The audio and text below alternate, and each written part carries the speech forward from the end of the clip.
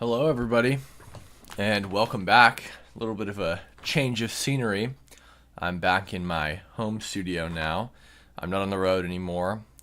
We just got back from Texas, where we were resuming the Fearless Tour. We were debating on college campuses. Before that, we were in Portland covering the anti-ICE riots there. And prior to that, we were in Chicago with Jake. Let me know if you guys can hear me all right, if you guys can see, are my lips matched up with the sound you're hearing. I see quite a lot of people in chat already. I got the chat right down here, so if you see me looking down here, that's what I'm doing. It's good to see you guys. Nice sweater. Thank you. I just got it. I'm doing sweater bro maxing moving forward. So, yeah, so what I wanted to talk to you guys about today is sort of why I became a Christian, who I was before I became a Christian, what motivated me to become a Christian, what hung me up from being a Christian in the first place, why I was distant from it, etc., etc. Are my lips matched up with my words, guys?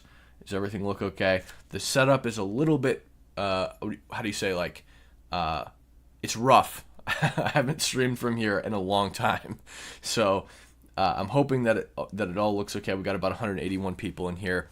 That's awesome. I'm so glad to see you all in here, and thank you all for tuning in to the live streams on the road during the Fearless Tour. I know it's not quite what you guys are used to. You guys like to watch me in the thick of things in Portland or Chicago or wherever else, but yeah. So I just felt kind of compelled to do this live stream today, where we talk about Christianity, God, Christ, why I started becoming a Christian, what made me want to become a Christian, etc. We're going to talk about that for a while. Then we'll give some updates on Jake and where he's at. And then maybe I'll pop into Discord and we can do some on-stream Discord voice chat. And if you're not in the Discord already, make sure to join. The link is in the description of this video. So, who was I before I became a Christian? Well,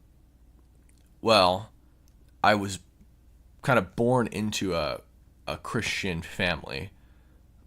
My parents were Christian, but religion wasn't really a priority in my household. It was, we would pray and stuff like that. We didn't really go to church, but I believed in God, and I would pray when I wanted things as a child, etc. I would ask God for forgiveness if I did something I felt was wrong, even though I had no idea if it was a sin or not, because I didn't really read the Bible. I had a copy of the Bible. It was never a priority as a child for me to read it. What child wants to read, right? I mean, there you have it right there. And I didn't go to church, so I didn't really know what the Bible said. I just know pretty basic stuff, or knew pretty basic stuff. Around the age of 14, I became militantly atheist. I kind of, having not ever read the Bible, came to the conclusion that God wasn't real. It didn't make any sense. It was a fairy tale. It was ridiculous. And so I became militantly atheist. I think a lot of that was because of my exposure to the internet. I was on the internet and like iFunny and all these other places where you would debate different topics. And there was a lot of talk about religion and Christianity and Judaism and Islam, etc. Islam is fake, but we won't go there just yet. And so I became radically anti-religion, not just anti-Christianity, just anti-religion. I would argue with people day in, day out that Christianity was fake, God was not real. Not just the God of the Bible, but the God of any religion wasn't real. Just constant blasphemy all the time. And then I came to, as I aged and became a little bit more mature, I came to a place where I realized it's probably not all that nice to put people down for their religion. I started to see the utility, at the very least, in religion, that it makes good people, it creates good people, especially the more I got into politics. I started to realize a sort of utility in religion, that all of them except Islam, pretty much all of the Abrahamic faiths except Islam, create good people who want good things and good outcomes. And so I stopped criticizing it and I stopped arguing against it, because I realized or I thought that it didn't really matter at that time if religion was real or not. It was just producing out good outcomes in my country, and therefore I supported it. And then I matured and aged a little bit more and realized actually how good religion was. And I began saying things like, I'm not religious, but I'll raise my children religious because I want them to be good people. And then I aged and matured even more, and I came to a place where I desperately wanted to be a Christian. I desperately wanted religion in my life. But as you all very well know, I'm a very analytical person. I'm a person I need everything proven to me. I can't just believe in something based on conjecture. And so I didn't believe, right? I wanted to, and again, I held to this position that my children would be raised religious, even if I didn't necessarily believe it myself. And then when they became adults, they could make the decision for themselves. And then I went to Israel with Christians United for Israel, and they reached out to me and said, would you like to go to Israel? I think they kind of just thought I was a Christian. And when I received the email, I wanted to go to Israel really bad just because it's a big, I talk about Israel a lot. And so I wanted to go. But I emailed them back and I said, I'm not a Christian, just so you know. Like, I'm agnostic.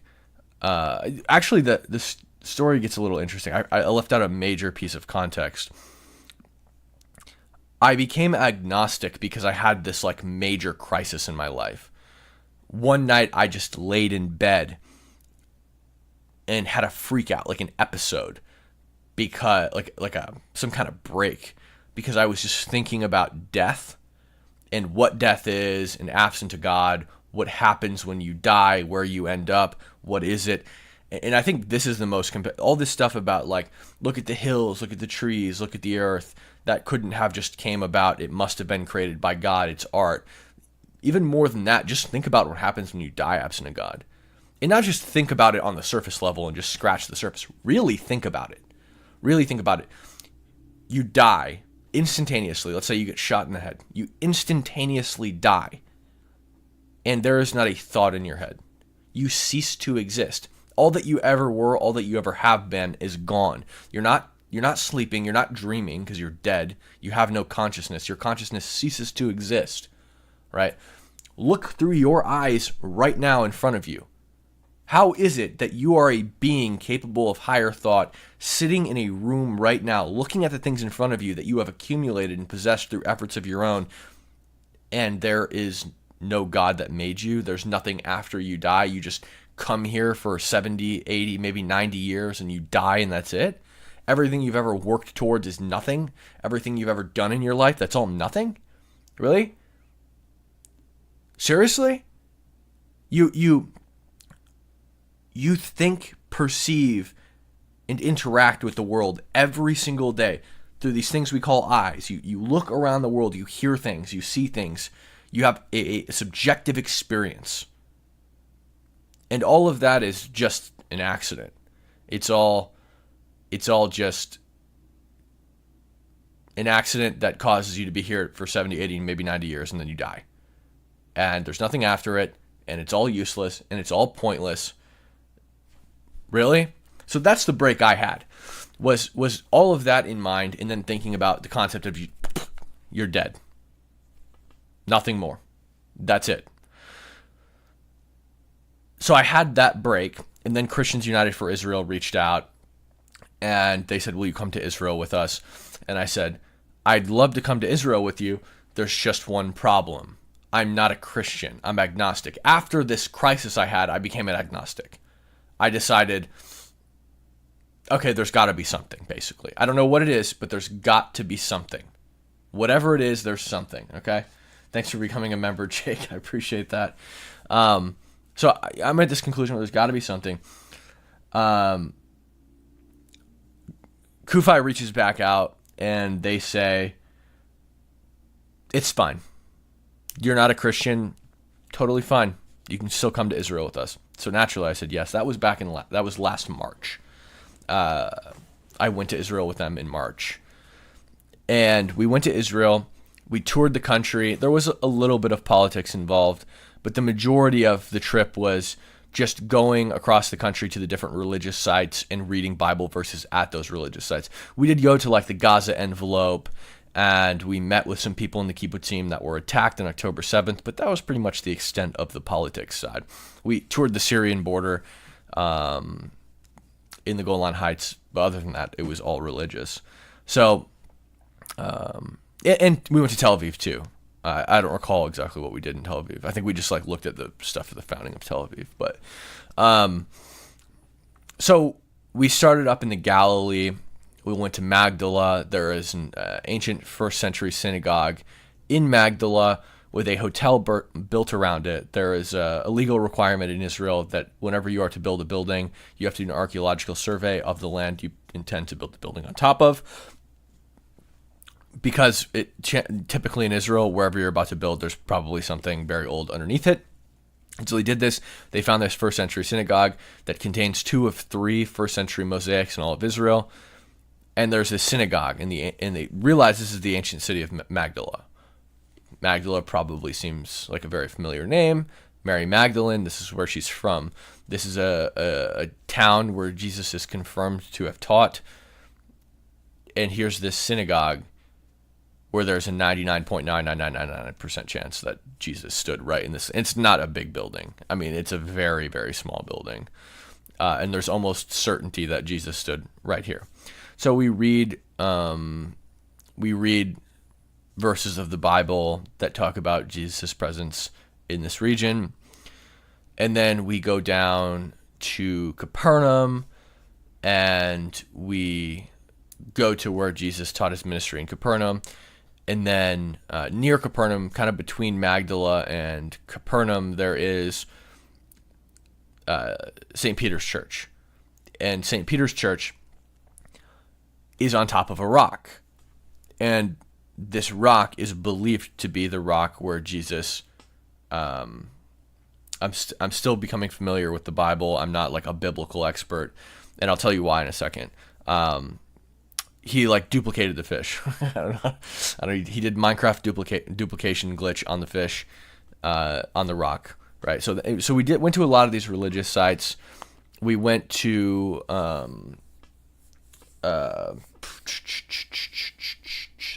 Caesarea, and I think it was Paul.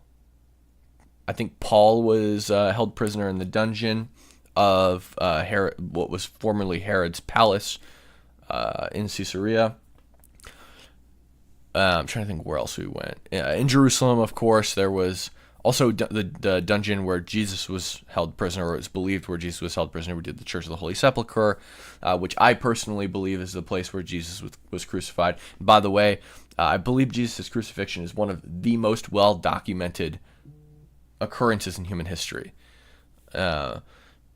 There are a couple places around Israel that claim to be the site at which Jesus was crucified and then subsequently where he was buried. There's the Garden Tomb, for example, and a lot of it is based around this idea of Golgotha, which just means skull, and it's a hill, Golgotha, the hill that looks like a skull. So the Garden Tomb has a hill that looks like a skull, and then there is a small tomb, which I got to go inside of and check out. RK, thank you for becoming or thank you for sending 5 gifted memberships. So I don't believe it's the Garden Tomb. Hey, Jeffrey Jackson, thank you for the $100 super chat. It's been great to follow your journey, Cam. Thank you for sharing your story. I very much appreciate that, Jeffrey Jackson. I've seen lots of super chats and donations on PayPal and Cashapp from you, so thank you so much. Thank you for being so nice to me, says Jake. Of course, Jake. Thank you for coming around and hanging out with us. W Jake in chat, and W Jeffrey in chat.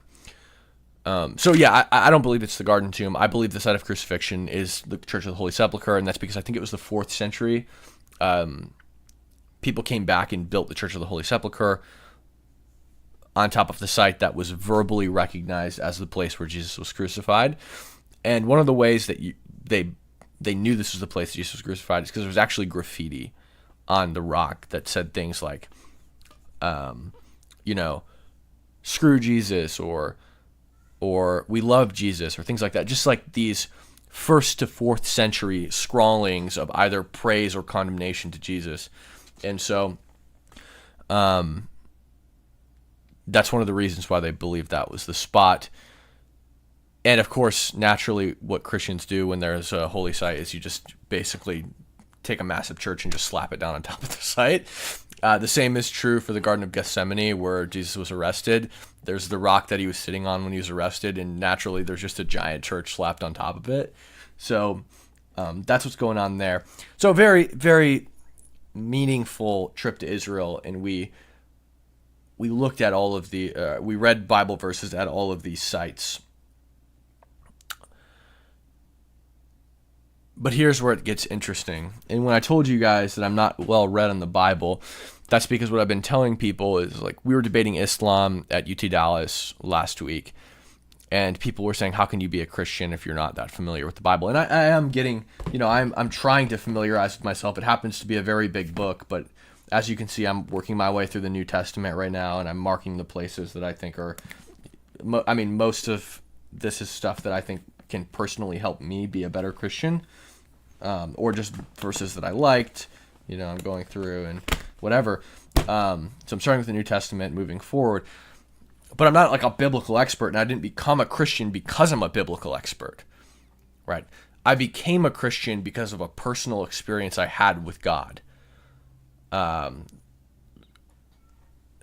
When I was in Israel, I was obviously moving around the country with a group of people who I didn't know when we first got there, and soon became friends of mine. So we started this joke. Our tour guide, Peter, he would say, we'd go to this place and he'd say 99.99999% chance Jesus was right here. And in very rare cases, maybe 2 cases, there's like a 99.99999% chance Jesus was here. We're almost certain of it, right? So we would take that, and we would look at each other. I'm not going to say his name. I shouldn't say his name. Look at each other. 100% chance he was here, right? 99.99999% chance. Might as well be 100. 100% chance he was here. And then, we're walking down the street. 100% chance, And then we just start looking at each other. We're in the bathroom. 100%. 100% here, 100% there, 100% everywhere. We're at a bar, 100%. We're at a restaurant, 100%. We're in whatever awkward place, 100%. We just 100% all over the place. And we started this in the Galilee region, and by this point we're in Jerusalem, and we're walking through I think we were walking through the Muslim quarter, and we had not made the joke in quite a little while. Like, it wasn't like somebody just heard this in passing or anything like that. And I did try to justify it in my brain by saying that. But the harder I thought about it, I was like, we had not made this joke in a long time. An Arab guy stopped us. He was riding his bike, and he stopped his bike. And he called, hey. And we're like, what? And he looks at me, and he points, he says, 100%. And we were both in shock, right? I'm like, okay, that's really weird. And by the way, another major portion of this that I'm completely leaving out is that I had been praying every day that I was in Israel that God would reveal himself to me. Every single day, I was praying that God would reveal himself to me while I was in the Holy Land. I didn't believe in God, right? I didn't believe in Jesus necessarily, right? So but I wanted to. So I was desperately praying every single day. Please reveal yourself to me. Please reveal yourself to me. Give me a sign. Give me something. Do something for me to show me that you are real, right? And so we're in Jerusalem, and this happens, 100%. And I'm like, didn't know what to do at first. And even just thinking about it now, I'm like, I gaslight myself into did that really happen, or am I just full of it, right? Because it seems so outrageously insane, right? And I've heard a lot of stories. Prior to becoming a Christian, I've heard a lot of stories, this miraculous thing happened, and I'm just hearing it, and I'm like, yeah, that you're just full of it. You're just if you actually believe that happened, you're crazy, right? And then this happens, and now I actually do the same thing to myself and convince myself that I'm crazy, right? And so at first I dismissed it. YWestY, thank you for the $5 super chat. I like your work in the pop-ups on campus. Thank you so much. How can we get an upgrade?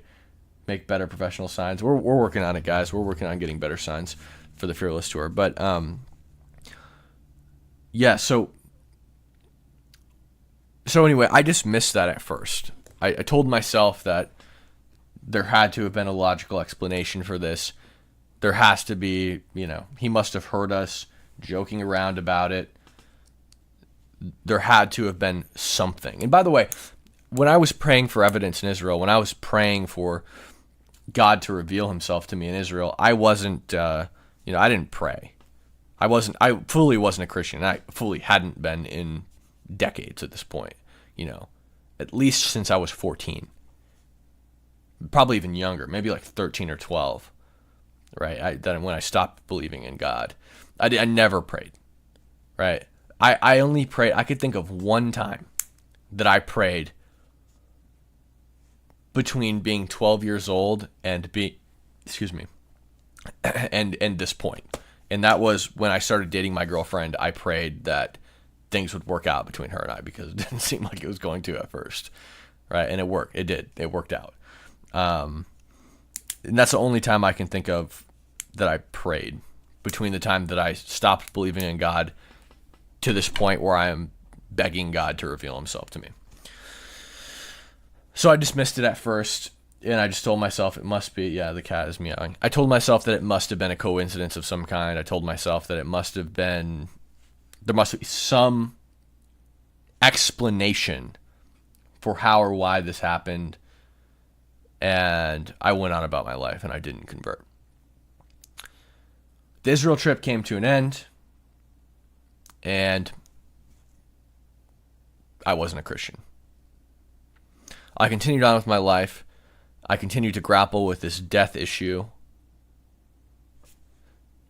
This you die and everything ceases to exist issue. Then I went to Israel again in August. You guys probably remember this trip. This is the trip that I went to Gaza on. As I was leaving Israel, I couldn't check in. There was some issue with the El Al app. El Al is the airline. I couldn't check into my flight for some reason.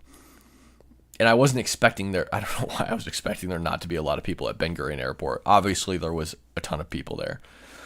And I thought it would be fine. I just, I get in line. There's probably 400 people in line waiting to get through. And I figured just because El Al security, they have to come to you and screen you personally. They'll see that my flight's about to leave and they're going to get me out of there. But it wouldn't let me check in. So I'm like, I'll just check in when I get to the desk. It starts to get really tight. If I don't get up there soon, there's no way I make the flight back to America. And just like that, Rudy Rockman walks in.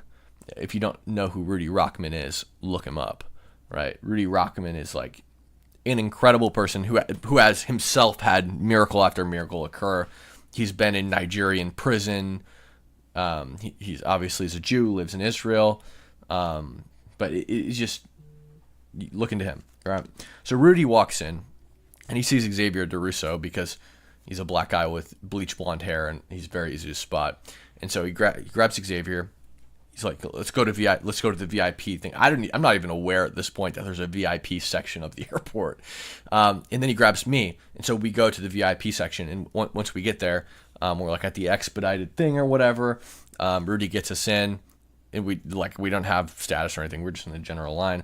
And the lady at the VIP line says, "You would have missed your flight if Rudy didn't bring you here." And I'm like, "Why?" She's like, "Well, you didn't check in." And I'm like, I tried to check in. The app just wasn't working. She's like, "They would not have let you on that plane, but we're gonna make sure you get on the plane." I'm like, "Okay, that's great." So at this point, if Rudy didn't come and intervene, I wouldn't have been getting on the flight. Then we get to the passport line. No, first we get to the security thing, and I have so much additional screening because I have a backpack that is full of camera equipment. It's so dense. They make me pull out literally every item in my backpack, and I'm still like, no, I'm going to miss the flight. And Rudy and Xavier wait for me. And then we get to the passport thing. You have to scan your passport or whatever to get on the plane. Rudy and we get through. Xavier's passport doesn't work. And so Rudy talked to them or something. And finally, we got Xavier through. And Rudy is just a very calming person. You're in this disastrous situation that normally I'd be having a meltdown in. And Rudy is just totally calm. He's got this ginormous shofar on his back from some African deer-like creature. I have no idea. But anyway, all is well. We're kind of joking about like all these like seemingly miraculous things that have happened. We've all been saved in one way or another from something not making our flight back to America, right? And basically getting screwed. And then we get on the plane. I'm a couple seats behind Rudy. I fall asleep and I pass out the entire flight. We're getting off the flight. Rudy and I are talking. We deboard. And we are leaving. We put quite a bit of distance between us and the plane at this point. And I look at Rudy, and I'm still like groggy-eyed. It's early in the morning. I just woke up from sleeping for like 12 or 13 hours, the entire flight. And I look at Rudy and I go, okay, so you just have like, he has this little tiny checked bag, or this little tiny carry-on bag. And that's it. And I go, where did you hide that shofar? And the shofar is like this big. It is a massive shofar. And it's not like one of the coiled ones. It's like it's straight. It's like from some kind of African, like I said, some kind of gazelle or something. I'm like, where did you hide that thing? And he goes, dude, shofar's on the plane. But he would have forgotten it if I didn't remember it. Because when I saw it, it was like one of the most striking things to me ever. I'm like, I've never seen a shofar that big. And so, from an ibex, okay. I don't know. I still have no idea what that is, but I believe you. That sounds right. And so we walk. He's like, okay, I'm going to go back and get the shofar. I'm like, all right, I'm coming with you. He's like, you don't have to come with me. I'm like, nah, dude, you helped me this whole way. I'm going with you. So we go back to the plane. You can't reboard the plane, whatever. And so there's like this whole fiasco. We have to go to the carousel for our bags. We get our bags. I wait with Rudy. Finally, somebody comes off the plane with a shofar. Like somebody comes, they bring it through like the desk where if you miss your bags, they like they'll collect the bags that you left behind, whatever. She comes out with the shofar and she's like, it's like it's like this black lady. She's walking out with the shofar. She's like, what the heck is this thing? And she hands it to Rudy. And he blows it in the airport, and it was a whole thing. And so, to me, I know these things seem small. I know that it seems like, those probably do seem like coincidences. But if you were there, it felt like there was something going on. To me, it felt like there was something going on. And it's probably, they're not quite as miraculous as the thing that happened in Jerusalem, but it's like every time I was in Israel, weird stuff starts happening. And there were also a lot of other weird things that happened that were more deeply personal to me that I'm not going to talk about on the stream that kind of just add up to this, right? And so I went home and I kind of cooked on it. And I thought about it, and I kept thinking about it, and I thought about what happened in Jerusalem. U.S. Atlas, thanks so much, man. I appreciate the $10 super chat. U.S. Atlas is my guy. My wife and I found Jesus again in the wake of Charlie's murder. I went to church for the first time in 18 years. The moment my unborn son kicked during sermon was my evidence of God's presence. It's amazing, man. I'm so happy to hear that. And this actually brings me to my next point. As I was grappling with this, and this was late August that I was in Israel, late to mid-August, and then less than a month later, September 10th, Charlie Kirk is tragically murdered. And I see it from so many different angles. My entire afternoon is consumed by Charlie's death. My entire week becomes consumed by Charlie's death. I'm still grappling with this death issue I have, with this consciousness and purpose and all this issue I'm having, right? And then I see Charlie be gruesomely murdered from every angle physically imaginable in high resolution repeatedly. I was probably one of the first people to see it. I saw it very early on. Usually my girlfriend knows everything before I know it. Somehow, even though I'm supposed to be the political person, she always knows the news first. I saw it before she saw it, and I thought that was a pretty good indication that I was probably one of the first people to see it. I had just woken up. I'd taken a nap. I woke up like early in the morning, and then I took a nap, and I woke up like 10 a.m. And I think like not long after I woke up Pacific time is when it happened.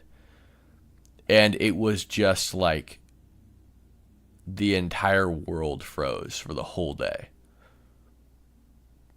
The time between watching Charlie get killed, or watching him get killed and not knowing it, and then hanging on the edge of every news report waiting to find out if he was alive or not, felt like it went on forever. And everything was frozen. Like nothing else mattered. Work ended. There was no work that day. It was every second was just waiting to find out whether or not Charlie was alive. And then when I found out, I mean, I had basically come to the conclusion he wasn't going to make it, especially when the very close angle got released and you could see the blood pouring out of his neck. I had pretty much come to the conclusion that there was absolutely no physically possible way that he survived that, unless that was a fake video. But I kind of held on to hope and just thought about other situations where people have just been absolutely brutalized and somehow survived, and kind of hoped that he would survive. But my gut knew that he didn't. And then that was devastating, and the world seemed to remain frozen for weeks afterwards. And I kind of just, at that point, consumed myself in work. 2 days later, I went to the University of Washington and started tabling kind of in Charlie's honor. I had planned to go to the University of Washington on September 20th, when general session, the classes resumed, because they weren't, like, when Charlie was killed, it wasn't the regular school year at this time. It was still summer session for the University of Washington. But, I had this whole plan. On September 20th, they would see my smiling face when I got to the University of Washington. I'd be the first thing they'd see, and then Charlie died, and I knew I had to go immediately, even if it was summer session. Even if nobody talked to me, I had to be out there. So I went out, and then I got a call. My friend Andrew wanted to launch this tour. We would go out, and we would kind of just do this in the wake of Charlie's murder, and that's how the Fearless Tour began. Now, in this time, I'm still pondering all of the things that I've talked about on this stream, all of the things that happened to me, this death thing that I'm struggling with. And then I was in, I don't remember what state it was, if it was North Carolina or it was Tennessee, whatever state we were in. I was sharing a room with Lance, and he had said something along the lines of, I don't want to get to heaven and you're not there. And I had been listening every night to YouTube videos about Jesus and God and the lore of the Bible, etc. And that night, I prayed, I repented for my sins and accept Jesus Christ as my Lord and Savior. And the very next day, it was Tennessee actually, because we went to the University of Tennessee, Knoxville, the next day. And somebody came up to me, somebody familiar with my work, and they said, I know you're not a Christian. Why are you not a Christian? And at that moment, obviously, like, having accepted Jesus Christ, I was not going to deny my faith. So I told him, well, actually, it just so happens I became a Christian last night. And that's a video that some of you might have seen. Some of you might not have. I'm not sure. I think I posted it as a reel on Instagram. It might be up here on YouTube. I'm not sure. But I was very, when I decided to make this jump, I was very hesitant to talk about it. I know the one that you can't deny your faith. Peter, right? You can't deny your faith. But I wasn't going to necessarily talk about it because in light of Charlie Kirk's death, Charlie was this, he did stuff very similar to me. The principal difference between Charlie and I is that he is a Christian and I'm not, right? I'm an agnostic, secular debater, and I will remain a secular debater. I'm not going to start debating people on the, topics based on the principles of Christianity because it's not effective. They don't believe in Christianity, and therefore it's like unstoppable force meets a movable object. I'm not going to change their mind. But I could incorporate, if I become more well-versed in theology someday. But I didn't want to talk about this because I didn't want people to think that I was doing it because I had started this tour. And, it kind of seemed a lot of people started to think I was taking up the mantle, right? And that's not my intention, by the way. I'm not trying to become Charlie Kirk. I'm not Charlie Kirk, and that's very obvious, right? We are two very completely different people with not completely different value sets, but with different methods, I suppose I'll say, right? I'm not Charlie Kirk. There is only one Charlie Kirk. He is one of one. Nobody will ever replace him. But I didn't want people to think that that's what I was trying to do, is replace him by becoming a Christian. But then this person asked me about it on campus, and there was no way around the question. And by the way, I forgot to mention, just after Charlie's death, that Sunday was the first time in my adult life that I'd been to church. It was the first time in my entire adult life that I had gone to church and attended a service. Now, I had been to a lot of churchy events around Seattle, like Pursuit Church does a lot of stuff here. And I started, actually part of this journey that I forgot to mention is, I would go to these Pursuit Church things where it was, Russell Johnson and Sean Foyt would do these events in Seattle where they would kind of protest the transing of kids and stuff like that. And that, that's whatever. But they would play really good worship music, like Holy Forever, etc. And also we would sing all over Israel, right? So when I was on the Israel trip the first time in March, we would sing all over Israel. If we were in a church with a big vaulted roof with great acoustics, you bet your ass everyone in the group was singing worship songs, right? And so eventually, I didn't know any of the words of the songs, right? Because I didn't go to church, but I just kind of eventually, it's like the songs they're good songs, right? So they just get stuck in your head. Eventually, I started singing. I knew the words of the songs, especially Yeshua and Holy Forever. And then I came, these events in Seattle with Pursuit Church. They would sing the same songs. And so I started on my way to UW every day, or I guess for the 3 days, whatever it was, that I was tabling at the University of Washington before we started the Fearless Tour. When I was just going out doing this by myself, I listened to Holy Forever every day in the car. Holy Forever and Yeshua. I would listen to them the entire way to the University of Washington every time, or every day. And so that was a huge part of this like kind of transition as well.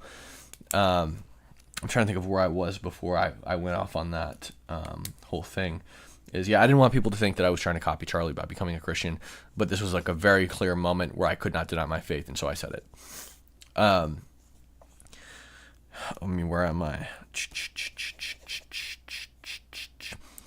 I began, recently, especially I've been so extremely busy these past couple weeks that I've recently had the time to sit down and actually start reading the Bible, right? So we went around Jerusalem and I read the Bible, right? I read the verses in the places, which actually gave me some really good background context of the Bible. But now I've had the time to actually sit down and really read it and try to understand what Jesus says and how I should be dictating and governing my life and how I should be treating people. And I realized that there were a lot of things I was doing that I should not be doing, especially if I'm going to call myself a Christian. Joel 26:28 sent $20 and said, "I was an atheist for many years. As I took higher level math and engineering classes, I started to see things differently. It was a 7-year process to get to Christianity. It wasn't a light decision for me. It won't be for you." Yeah, it wasn't a light decision for me. I don't even know how to say that. Rich Gee, B2A, thank you for becoming a level 1 member. It wasn't an easy decision for me. Like I said, guys, I struggled with this for years. I wanted to become a Christian. I wanted to be religious. I wanted to believe in Jesus, etc. All right. It was not. I'm an analytical person. I need things proven to me, and that's why the miracles in Jerusalem, the things that happened in the Tel Aviv airport, Charlie's death, and the crisis I had, all together worked together to convince me that God was real. All of them together. And let me tell you, the thing in Jerusalem, the 100% thing, did some heavy lifting. Heavy lifting. Because there's no way to explain that. Right? And so now I've had time to actually sit down and really read the Bible, and I've started marking the places, things that I think, particularly things that are important to how I can be a better Christian and how I can become a better Christian, and how I can start changing my life to better mold it around what this tells me I need to mold it around. Now, I think reading the Bible, I think there's a lot of things that I've done, especially in my recent life, post becoming a Christian, that I shouldn't have been doing, right? Like, if you go back and watch me in Portland, I am absolutely furious, like overcome by rage, and to some point, to some degree, justifiably so. But I am just overcome with rage. I'm calling people names. I'm looking at the twins, the brothers that kept threatening to kill me and attacking me and insulting me. And I kept telling them, you're social rejects. Nobody loves you. Nobody's ever loved you. You are nobodies. You've been rejected by every social circle you've ever been a part of.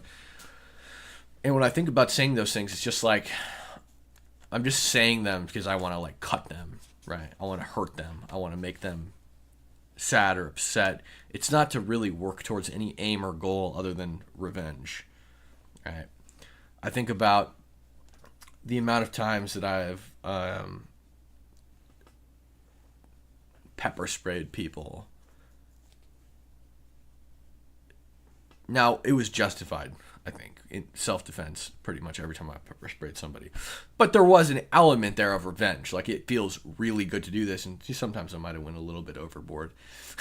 But also, I mean, there was an incident in Portland as well where somebody came up to somebody who was there as a journalist and knocked their phone out of their hand. And I had just seen that happen to me so many times, and I was in a position where I had over $1,000 in property damage that I just went up to, as soon as it happened, my leg went up and I kicked him right in the balls. And I shouldn't have done that, right? That was like a revenge thing. I was like seeking revenge, and I shouldn't have done that. But those are things that I'm glad I did those things, just because I can learn from them, right? And change my behavior in the future. And it gives me something, when I read this, I see a lot of the things in here that Jesus is instructing people to do. And I see in myself that I was already serving God before I became religious, before I became a Christian, or before I had read the Bible, more importantly. Right? Because when I was in Chicago, I was already calling myself a Christian. I was already praying every night and repenting. But I didn't really know what I was repenting necessarily, right? I knew basic stuff, like if I used the Lord's name in vain, which I have done a lot. And I think I've pretty much gotten rid of it at this point out of my vocabulary. But I was doing it a lot right leading up to where I became a Christian, right? It was just common in my vocabulary to just do that. So I was repenting for that pretty much every night. But I could see the things in here that I was doing that are like exactly what God tells you to do, or that Jesus tells you to do, right? But with the things I had done where I'd made mistakes and sought vengeance, I could also look at the things he's telling you not to do and realize what I was doing wrong. So it wasn't just a holy shit, I'm serving God before I even knew it, but also that I was sinning before I realized I was doing it, right? So I can look at that and look at things and say, I should continue to do these things, or I should not continue to do these things. One thing that I don't know why I'm compelled to do it, but I tend to oftentimes give to people charitably, or I don't even know how much I want to, because you're not. I'm still kind of like trying to figure this out, right? Because God says, give in secret, do not brag about it. So when I would do these things, and I'm not saying I do it a lot or I do it often or frequently or anything like that, it's between you and God, right? And I was already doing that. And he says, don't broadcast it with the trumpets and stuff like that. And so I was already doing that. And there are some other things too I'm trying to think of. I'm not sure. There were other things I was already doing too that I just can't think of.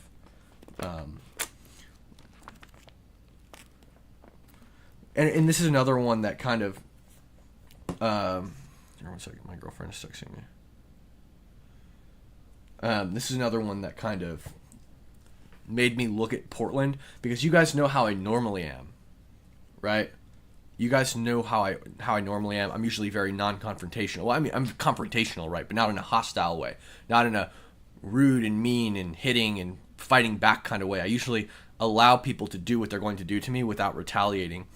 And I usually don't get angry at all. I usually just allow it to happen. You're the salt of the earth, but if the salt loses its saltiness, how can it be made salty again and is no longer good for anything except to be thrown out and trampled underfoot?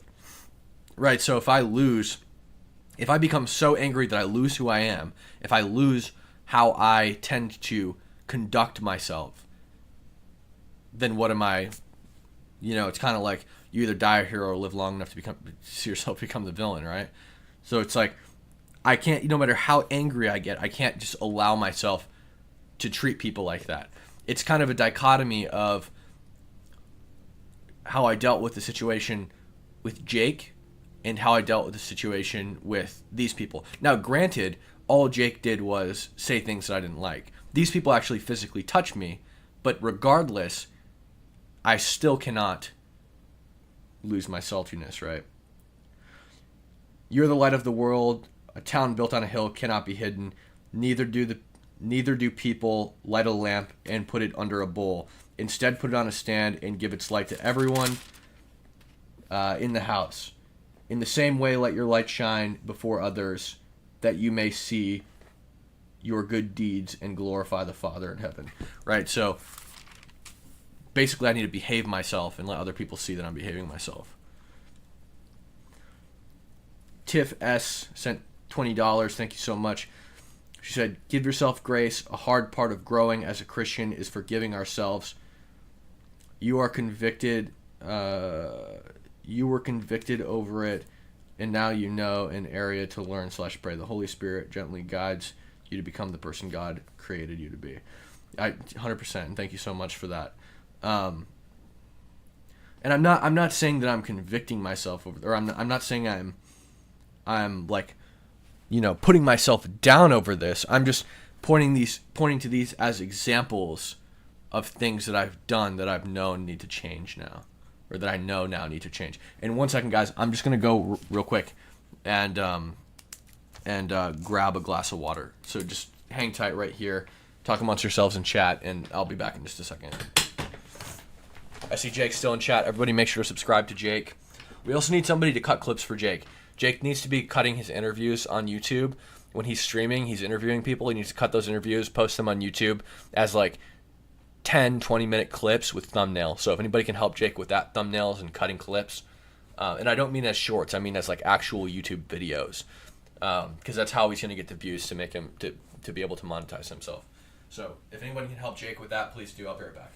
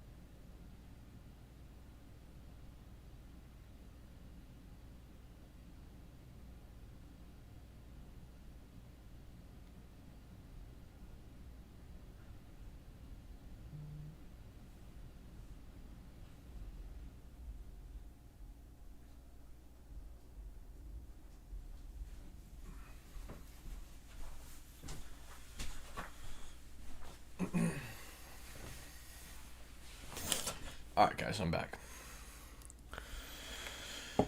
Yeah, so if there's anywhere, if you guys can help Jake with that, hit him up on Discord, let him know you can help. Now, I wouldn't recommend that Jake let anybody log into his YouTube channel, but what I would say is, like,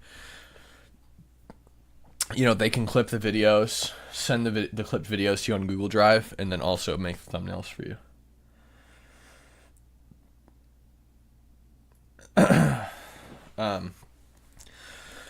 But yeah, so that's pretty much where I'm at on Christianity. That's where I started, what I've become, where I'm at now, who I am. So that's that. Now, Jake is obviously in chat. So a situation that I'm more proud of than Portland is the Jake situation, where, of course, we started off not in a great place and kind of moved towards the better. And Jake has a message for all of you that he said on his stream today. I'll play that right now. Tyler Kerr sent $10 and said, I'm a relatively new viewer. I enjoyed your coverage of Portland, but the rage in your soul was boiling, Cam. I'm new to Christianity myself, but Jesus compensates where we fall short. Yeah, I know. But I still should not have been so angry. But this is Jake's message that he said today at the end of his stream, and I screen recorded it because I thought it was nice. Our downtown, well, I say our downtown is just breathtaking. Go home so you can get some rest. I'm finna end it. I'm finna end the stream. I'm gonna get up tomorrow and do this all over again. But I love y'all. Thank y'all for supporting me. Thank y'all for changing my life. Thank y'all for everything y'all do for me. Just chilling with me on stream, liking my videos, just everything y'all do. Just great people. I'm so glad I met each and every last one of y'all. And whatever way I met y'all, even if it's just through a phone or through a lens or whatever it is, y'all just help me so much. And y'all the reason the cop can get loud with me or get to hollering at me, and I don't really give him that same energy back. Or that older guy can give me the middle finger and I just don't say nothing, and I could just turn the other cheek. That's all from y'all. So thank y'all for that. It ain't about no money. It ain't about no Amazon wish list. It's about y'all just taught me how to be a better person and how to just be more of a caring person and just not be so hateful and not let other people actually control me. So I just love y'all for that. I appreciate that so much. I can never pay y'all back for that. I thank y'all. My daughter thank y'all. My mama thank y'all. I'm just forever indebted to y'all for that. So people I knew my whole life couldn't do that for me, and y'all was able to do that for me. So I forever love y'all for that. I'm forever thankful for that. And I love all y'all. And I'm continue to love y'all. Can't nobody turn me away from y'all. Can't nobody make me stop talking to y'all. I don't care if y'all Republicans or whatever y'all is. I do not give a damn. Y'all are my family, and I love y'all, each and every last one of y'all. And I mean that. I'm not just saying that on no grifter shit. No shit like that. I honestly love y'all. Y'all are my family. I just gained so many more family members, and it's just great. All the positive energy and advice is just great. So thank each and every last one of y'all, and we just gonna keep it going, and ain't nobody gonna stop it. And anybody who got a problem with it, they can just go the other goddamn way, cause it's gonna keep happening. So I love y'all. I thank y'all. I'm finna end the stream, and I'll see y'all tomorrow. So that was Jake's parting message to his stream today. And so I think, this is one of the situations I've dealt with, and I'm a little bit more proud of how I dealt with it than what we were talking about before. Yeah, there's some talk about. I've seen some people in Jake's chat saying things like, Jake is just using me, etc. I don't know how much I've done for Jake that he's even using me for. I don't know what he'd be using me for. Yeah, I've sent some viewers his way, but Jake is an entertaining person, and that's why people are watching him ultimately. If he wasn't entertaining, people wouldn't be watching him. And also, I had to force his hand to do this, right? The hardest part of this whole situation wasn't walking to the store and buying cigars for Jake. The hardest part wasn't talking to Jake. The hardest part was getting Jake to make a freaking YouTube channel. Right? I told him for weeks, make a YouTube channel. People will watch you. People will watch you if you make a YouTube channel. I'll send my people to you. And he's like, yeah, I'll do it. I'll do it. I'll do it. And it took him so long he finally did it, and people are watching. So he's not using me. I had to push him. To get him where he's at. If he wanted to use me, he would have just, immediately created a YouTube channel and mooched off my viewers. But in reality, I'd actually force him to do it. So, that's where Jake's at. You guys should all subscribe to Jake. He's here in chat. He's around. Jake, say something so that people can see you. Pam says, I believe it was predestined for you two to come together. It might have been. I definitely think that the relationship that Jake and I formed was a very important one. Immigrateful, what's up, man? How's it going? He actually joined us this week. Immigrateful. I'm sure many of you have followed him or seen his stuff on TikTok and Instagram.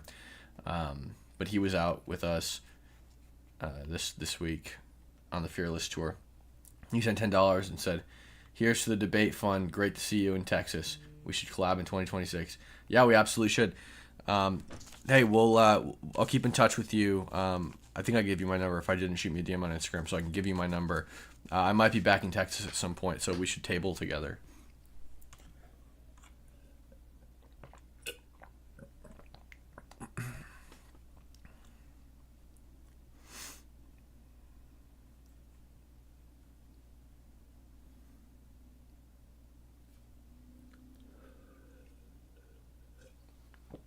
I'm excited to see Jake's success, and I know you are too. I'm very excited to see Jake's success. Guys, this is Jake right here with the Purple Hearts. Jake News 4800. So make sure to subscribe to his channel right here, right now. You coming back to North Carolina? I don't have any plans or intentions to go back to North Carolina as of right now, but there's a chance that I might. What part of Texas? Well, this week we did Dallas and Austin. Next will probably be a different part of Texas. I'm not going to say exactly what part of Texas, and also, by the way, what I'm saying is the next time I'm in Chicago, Jake and I get drinks at Trump Tower. What do you think? My plan is to help others like Cam helped me. That's amazing, Jake. I love that.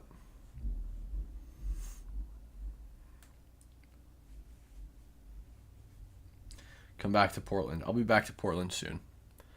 You guys know I can't keep away from Portland. It's a whole mission for me now. I love that, Jake. I love inspiring that in other people. It honestly makes me so happy. You going back to Portland? I'll definitely be back to Portland. I don't know when, but I will be. I will be back at some point. I subbed when I first saw the story. Awesome story. Absolutely love it. Thank you so much. Yeah, if you guys want to see the video about me and Jake, just go to my videos tab, and it's titled something like this video will restore your hope in America. It's down a little ways, a week or two probably, but I love it. It's personally one of my favorite videos I've done, so definitely check that out. And should we continue the stream? I mean, if we continue the stream, I'm probably going to want to play a game or something, so I'll have to end it and restart it. Redeemed Daily KF sent $10. Thank you so much. Cam, so stoked to hear this. Awesome to hear you're reading the Bible too. The more we realize the seriousness of our sin before a holy God, the more we realize our need for Jesus' sacrifice. Exactly. Should we continue, guys? Should we continue the stream? Should I kill it and play a game? Could kill it and play some Valorant.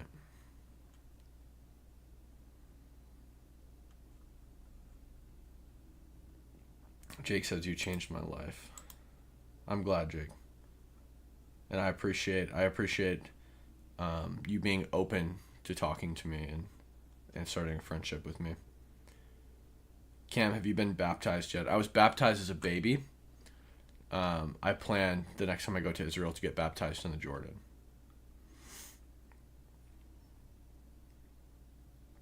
Barb Loves Alaska sent $10 and said, just joined your Discord page, and I'm so lost in there. Hope I can figure it out, as I really support the work you're bringing us. The work in bringing us Jake, of course. Yeah, join the Discord, guys. Definitely join the Discord. The link is in the description. It's a really fun place. We have debates running in and out of there. We could actually join the Discord. Well, I don't know if I have it set up. I don't think it'll actually work if I join the Discord on here right now. But I'll probably join the Discord VC afterwards and then play a game. Would you guys watch if I did a little game stream, maybe some Valorant? Would you guys stick around and watch that? Valorant and answer some questions? Heck yeah, getting baptized where Jesus did. Yeah, that's the goal. We actually did baptisms in Jordan when I was there the first time, but I didn't because I wasn't a Christian.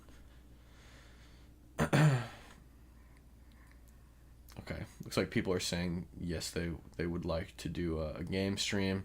So here's what we'll do. We'll end the live. I'm going to pop into the Discord VC for a little while, talk to some people, and then we'll come back and I'll do some Valorant stream. I'm just going to warn you guys, I'm really bad. Like I'm not good at Valorant at all, but we'll do it. We'll play. But just be warned, I'm absolutely terrible. And I'm in probably the most dog trash elo of the entire game, and I'm still bad. Look at verses Revelations 2:9 and 3:9. They say very eye-opening Jews about today's Jews. Please look into it. Sure. Plant Lady 77 sent $5 and said, I'm very close to Dallas. Would love to meet you, Cam. Well, I might be back soon, so just keep an eye on the Fearless Instagram, and you'll know if I'm in town. All right, guys. Sub to Jake. Join the Discord. The link is in the description. I'm going to go join the voice chat in Discord, talk to everybody for a little while, and then we'll start up a Valorant stream where I'll just stream and answer some questions, and I'll get killed repeatedly.